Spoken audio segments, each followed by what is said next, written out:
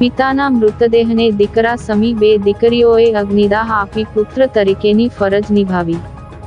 જાડેશ્વરના કાકા ટ્રાવેલ્સ ફળિયામાં રહેતા 75 વર્ષીય સ્વર્ગસ્થ પ્રમોદભાઈ પટેલ છેલ્લા 7મી વધુ વર્ષોથી બીમારીને પગલે પથારીવશ હતા.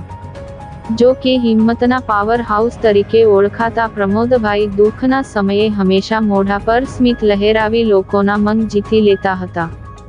પથારીશ રહેલા પતિની અર્ધાંગીની બની પત્ની તરીકે જ્યોતિબેનની દિન રાતની સેવા સરાહનીય બની હતી. પુત્ર સમી બે દીકરીઓ અને જમાઈ પણ પોતપોતાના ઘર સંસારમાં વ્યસ્ત રહેતા હોય છતાં પુત્ર તરીકેની ફરજ નિભાવતા હતા.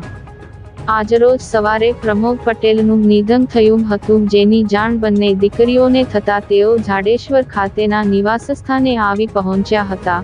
હૈયાફાટ રુદન સાથે દીકરીઓએ પિતાને અંતિમ વિદાય આપી.